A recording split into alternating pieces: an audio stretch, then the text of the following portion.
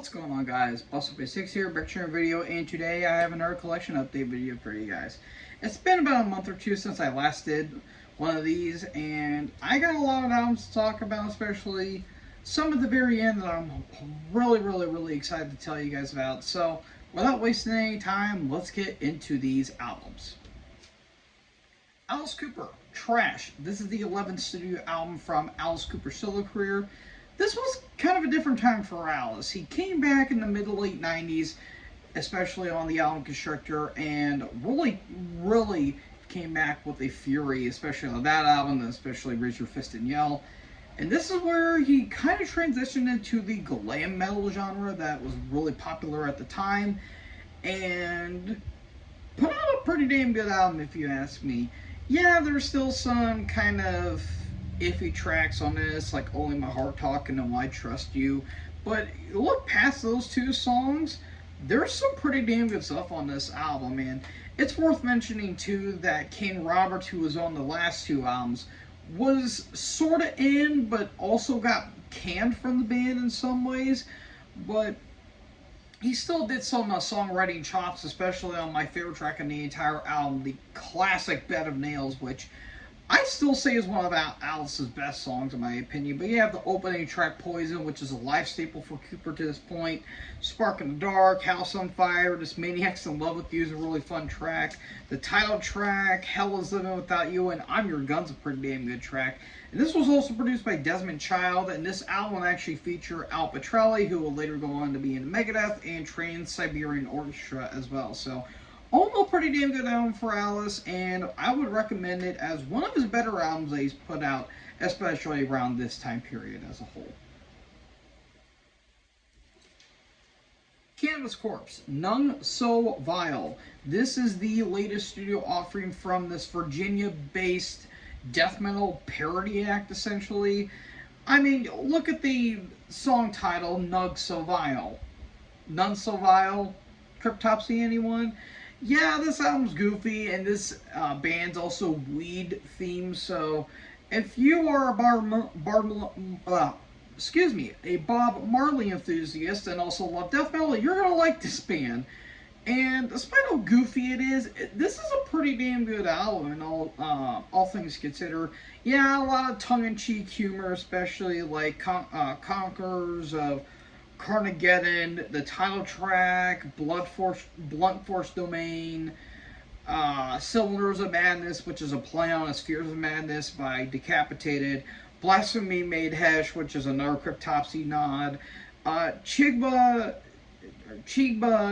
Jigsaw Quandary, which actually features Corpse Grinder on vocals, but that was a play on I am losing my train of thought today. A play on of Carcass, Edibles, Autopsy, of course, and our Cannibal Corpse one. Dawn of Weed Possession, which is probably my favorite track on the entire album. That's obviously an Immolation one. The Cone is Red, Long Live the Cone. That's obviously Napalm Death. And From a Slayman 2, Hydrobliteration. That's another Napalm Death one. Pretty damn good album. I mean, even the album artwork, that's cheesy and cartoony as all hell, but it's a pretty damn good album. It's pretty fun. I've been willing to check this band out, but haven't fully had the time for it, but really glad I did, because I'm honestly wanted to check out more of this band. So all in all, pretty damn good stuff, and I do give this a recommendation.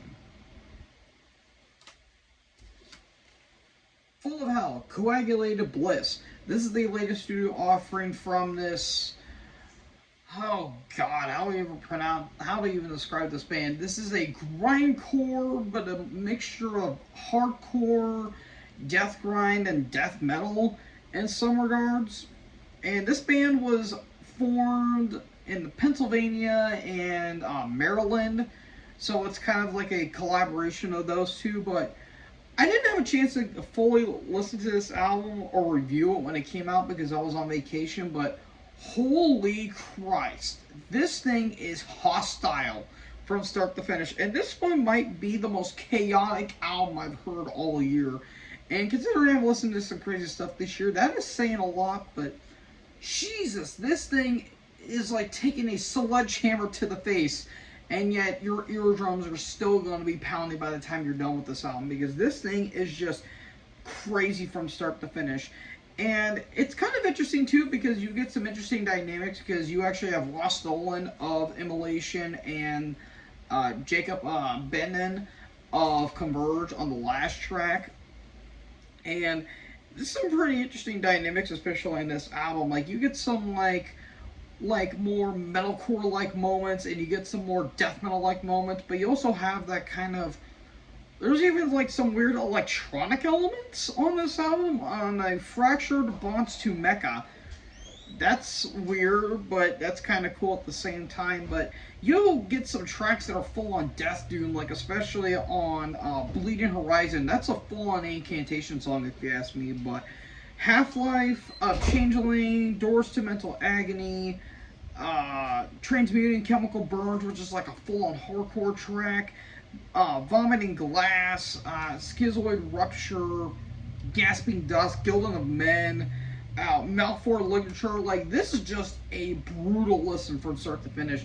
And actually, me and my brother were actually listening to this on the way home, and this album finished right before we got to the house. So this thing's like 27 minutes long, and it doesn't even feel like it's even that. It feels like it's more like 15 than anything. But yeah, this is a damn good album, and I would say one of the best albums I've heard all year. And yeah, if you love Napalm Death with some Pig Destroyer and a Ballaboo of a lot of other things, you're going to love this album as much as I did, and it's one of the best albums I've heard all year. All in all, big recommendation.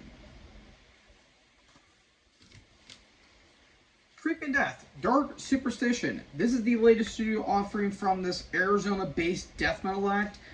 I've done a review for this album, and if you guys want more information, check that review out on my channel. Basically, melodic death metal album of the year, in my opinion. This was some fantastic stuff, and I really, really love that even though it's more melodic, they still have that HM2 heft to it, and even some more flat death doom moments, especially a Masterpiece of Chaos and Tears Fall from the Sky.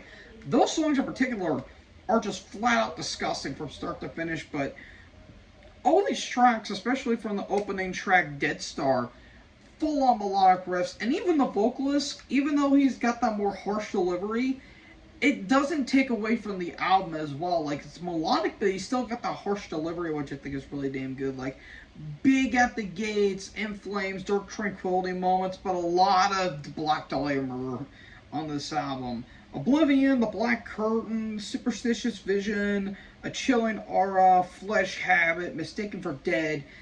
Top to bottom, fantastic stuff all around. And yeah, the thing I can kind of knock is that the packaging that I got, or the album that I got from Amazon, it's kind of broken on the inside. But hey, I have the album in my hand, so that's all I really care about, in all honesty. All in all, one of my favorite albums of the year, and might be top 10. Who knows? We'll have to see when it comes to the ranking, which, oh boy, that ranking is going to be fun at the end of the year. So, all in all, damn good stuff, and I do give this a big recommendation.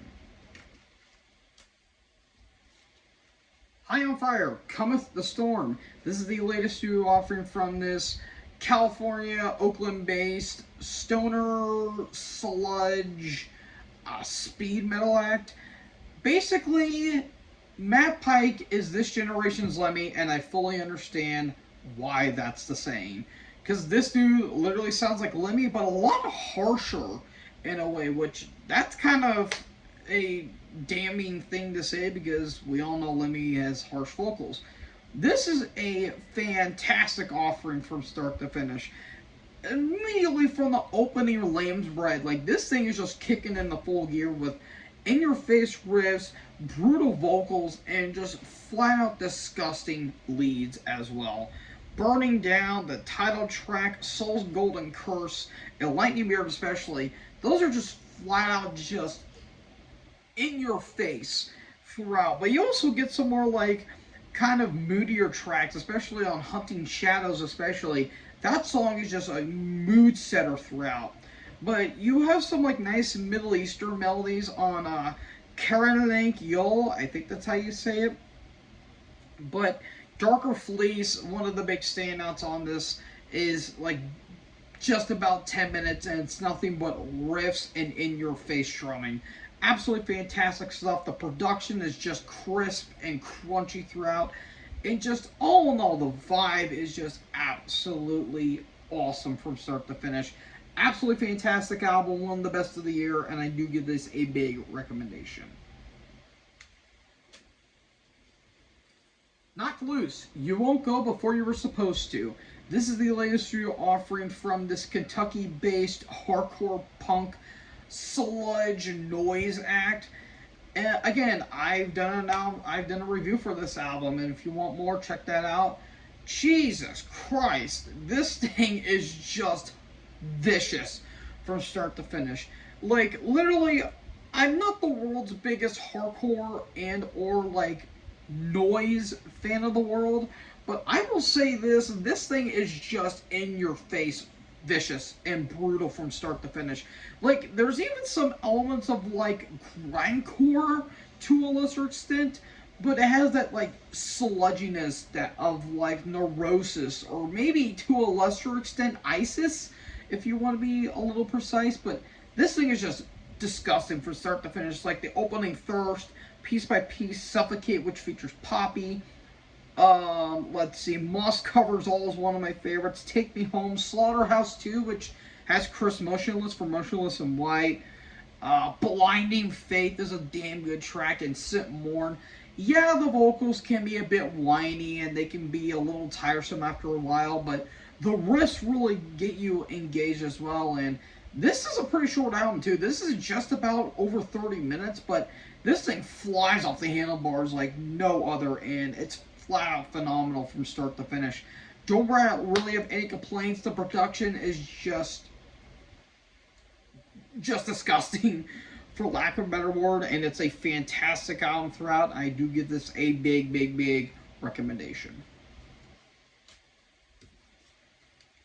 Necronomicon, Unas. This is the latest studio offering from this Quebec, Montreal, Canadian-based death metal act. I've heard of a band called Necronomicon, but I was thinking more of the German thrash band, and I didn't really know what this was going into it when I bought it. So I just kind of bought this on a whim because I'm like, what the hell, why not? I've been looking at it ever since I got to the record store in the first place, so might as well buy it. And I was shocked as to how awesome this album is. I was literally blown away at just how amazing the instrumentation and the songwriting is on this entire album. This thing is fantastic from start to finish. Like, I'm not going to say anything other than this album just kicks so much ass. The opening from Ashes in the Flesh, which features Gero Leos, I think that's how you say his name, from Demure Brigir, which I'm not a big fan of that band, but there's like a weird piano section on this opening track, but it kind of works in a way. Like, it has this big epic quality, similar to like Ultimus and mainly Morbid Angel. I get massive Morbid Angel vibes on this entire album. From start to finish, the riffs on this album really carry the load here. Infinitum, Continuum, Paradise Lost, Singularis, Dominus, The Thousand Masks, which is a three-parter to Pharaoh of the Gods, which is their debut album, which I thought was pretty good. Ascending the Throne of Bator, Cursed MMXIX, which is I guess a re-recording because it was previously released in '91. But that opening riff is so damn good. I love that opening riff. And Vox Draconis, that's a really damn good track as well. The production's very damn good. I love the drumming on this album in particular. And just, again, the riffs are just absolutely explosive throughout. Really can't get much of this album. I might need to check this album, check out more of this band in all honesty. So all in all, if you love some Morbid Angel, Ultimus, maybe a little bit of Nile thrown in there, especially with the epic quality, you're going to love this album as much as I did, and all in all, I do give this a big recommendation. Alright, the next three albums I have are from New Jersey thrash metal legends, Overkill. I got more Overkill in my collection, and the first one I have is their third studio album, 1987 or 88. I believe this was an 88. I can't fully remember, but this is Under the Influence. So Taking Over did kind of put them on the map, but I think this album really put the band on the map and did give them more notoriety.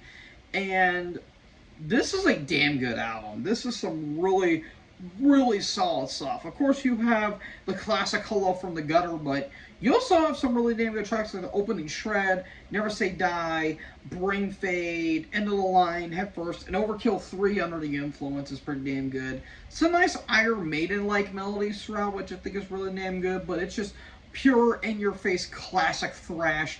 Production's a bit thin, but again, that was still a band that's a little new, so you can understand that the production's a little bit iffy, especially listening to it almost 36 years later.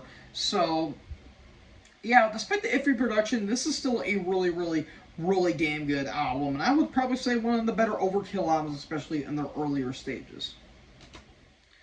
And then you fast forward a couple years later to 1991's Horoscope. So this is a follow-up to the Years of Decay, which might be my favorite of their early output, but this is a proper follow-up to Years of Decay, but this is a little more groove-oriented as well. But kind of different as well, because there's a little bit of dissonance on this album, especially on the opening track, Coma, which is one of my favorite Overkill songs.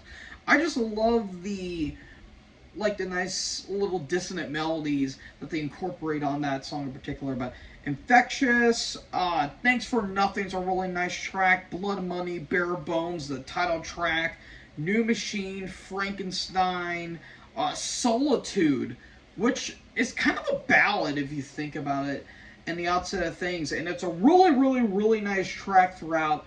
Absolutely phenomenal stuff throughout. The production's really damn good, and it was also produced by Terry Date, so yeah, it's a little hefty if you think about it. So yeah, really damn good stuff, and all in all, fantastic album all on its own. And then the last one I have is 1993's I Hear Black. We've officially entered groove metal territory. Hooray, my favorite genre. Yeah, this album was kind of a product of 1993, for lack of a better word. Not bad, but nothing too spectacular. And this is around the time where thrash acts of the 80s were starting to wither into were really treading water in the 90s, like bands like Slayer, Megadeth, Metallica, Anthrax, Exodus to a lesser extent, Testament to a lesser extent, but Overkill was kind of the big offenders of treading water because, well, there's still some good tracks like the title track, World of Hurt, Feed My Head, Spiritual Void, and especially The Way of the World. A lot of forgettable tracks like Dreaming of Columbia, Shades of Grey, like Ghost Dance. Like, there's kind of some forgettable tracks, and I feel like most of these tracks were too long for what they were going for. Like, vast majority of this album, vast majority of the tracks is over 5 minutes, when in reality it should have been probably about 3 to 4, if I'm going to be completely honest. It's not bad. I still enjoy it. There's still some listenable stuff. Production's a little thin for my liking. So, yeah, I guess they were trying to go back to, like, their old school roots, but just didn't really do anything for me personally. Not bad, but not great. Alright recommendation. Pallbearer, Mine Burns Alive. This is the latest studio offering from this doom metal, I guess doom rock act from Arizona. My pick for the most emotional album of the year. Like, this album is just packed full of feelings, and this thing is going to touch you in all the right things, especially emotionally. Lots of Pink Floyd vibes, especially on the opening track where the light fades, which is probably my pick for the most emotional song because I nearly tear up twice while listening to that song, especially on the chorus. And I just love how quiet this album is. It's full on, nearly silent, little drum beats, little guitars, very little doom, honestly. Very little doom, but if you go to the last track, which is kind of hard to tell because of the font on this, so I apologize. With Disease, that's what it is. Yeah, that track's really damn good. Endless Play, Signals, the title track, everything on this album is just an emotional roller coaster from start to finish. I love it. I can't get enough of it, and yeah, it's one of the best albums I've heard all year. It's looking to be top 10. Absolutely great stuff, and big recommendation. But that was kind of the appetizers for the full course meal, because the final thing I want to showcase for you guys is something I'm really happy that I got. The Black Sabbath Anno Domini box set, which, for those of you who don't know, this was a box set that was mainly for the last four of the Tony Martin era Sabbath albums, that being Headless Cross, Tear, Cross Purposes, and Forbidden. And it's really damn good, if you ask me, and it has a lot of nice little features. Like, it has a 60-page booklet basically talking about all the songwriting that went into the albums as a whole. You see Headless Cross right there, and you get to see some other damn good stuff, and you get a lot of like nice little interview pieces from Iommi, Martin, Cozy Powell, and the like. So a lot of damn good stuff. And it also features the Headless Cross 1989 concert tour book, which I think is pretty damn good. As you can see, there's Neil Murray and the late great Jeff Nichols on bass, and of course, you know, Tony Martin, and obviously Cozy Powell as well. And of course, you have the man himself, Tony Iommi. So this is pretty unique and pretty damn interesting, if you ask me. And the other thing that they give you is something I think is honestly so badass. A Headless Cross poster, which I think absolutely rules from start to finish. And it's really damn good. And then we get to the albums themselves. Of course, this is 1989's Headless Cross. And I can understand why people kind of complain about the albums as a whole, especially like the album slits. But, I mean, I would rather much prefer the booklet and or just a regular CD, the album slit, because if you just do it like this, the album's just going to slide off, and it might scratch up or even break to a lesser extent. So I can understand why people complain about it, but Headless Cross, I didn't like it initially. I should rephrase.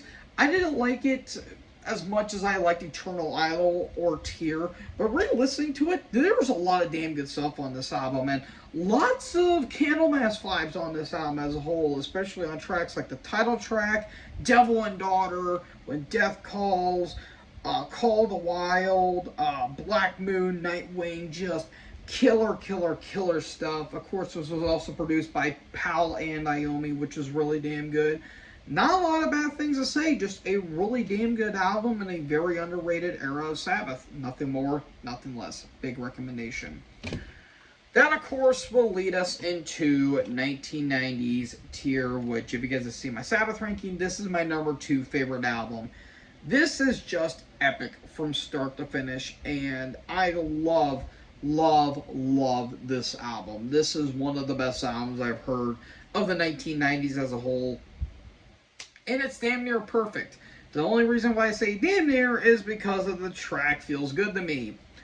Why was that a track? Granted, it has a nice build-up, but the song itself it just drags throughout. And it really doesn't set the tone for the album as well, because this whole album up until this point was just full of epic and a lot of dynamics going on, especially when it goes into full-on Doom territory with the Sabbath Stones. Not only one of my favorite Sabbath songs of all time, but my personal favorite Tony Martin song. But of course you have Anno Mundi, The Lawmaker, Jerusalem, the nice little 3-parter, The Battle of Tear, Odin's Court, Valhalla, which the only complaint I can kind of have is that I wish that was just one song in particular instead of 3 separate tracks. That could have made that into a 7-minute epic, but that's just a minor convenience that I have. And of course, Heaven in Black is a damn good album closer as well. Nothing more needs to say about it. It's not a concept album. It's just a themed album, which there's a difference if you ask me personally. So yeah, absolutely fantastic stuff and phenomenal stuff. Absolutely recommended. And then, fast forward 4 years later, there was an album between these two, which was Dehumanizer, but that was with Ronnie James Dio, which that relationship lasted for about 15 minutes because Ozzy Osbourne decided to be a petty bitch. Anyways, Ronnie was out and Mark was back in for 1994's Cross Purposes. Yeah, not really a phenomenal follow-up to not only Tear but also The Humanizer, but still a good album in its own right, but it kind of feels like a product of its time, especially in 1994. This kind of fiddles with AOR to doom metal, which I kind of like that contrast, but it's a little bit of an uneven album. But you also, like, the first two tracks are fantastic. Eyewitness, Across the Thorns, absolutely phenomenal, but you also have, like, Virtual Death, Back to Eden, The Hand That Rocks the Cradle, and especially Evil Eye in particular. Those are damn good tracks. Dying for Love, yeah, that's not really a good track at all. And there's kind of some iffy tracks thrown in here. Mainly just filler for my liking, but still solid for what it is. I rank this somewhere in the middle because I thought it was just okay, but yeah, nothing too spectacular, but nothing offensive either. And then we get, unfortunately, to the last album, 1995's Forbidden. The only good thing I could say is that the production is 100 times better. Like, this and the original album production is literally night and day. Literally night and day. The production is 15 times better, but that doesn't mean the songs are automatically better. The Illusion of Power, it's a little bit better than the original because it's not as cheesy, but it's still not that good. But, I mean, Get a Grip is kind of catchy, but it's pretty forgettable. The last three tracks are like the main standouts for me. Rusty Angels, the title track, and Kiss of Death. Those are very damn good tracks if you ask me. But everything else is just forgettable fluff if you ask me. Re-listening to it, especially with the remaster, it's not terrible like it was originally, but still the worst Sabbath album.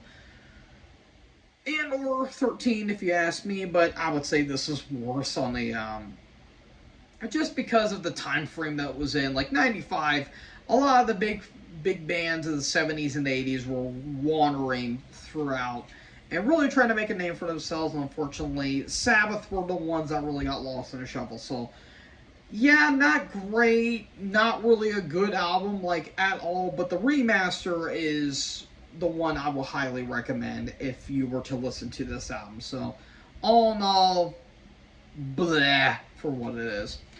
So, folks, that is it for my big-ass collection update. This one took a little bit longer than I thought it was going to, but I've been kind of a busy cat, if you ask me personally. But I was able to finally get this done for you guys, and yeah, that's basically about it. So, what was your favorite album? And what did you guys think about the Black Sabbath box set? Let me know in the comment section below. Make sure you guys leave a like, leave a comment, tap that bigger subscribe button, and tap the bell so when I upload, you guys will be notified.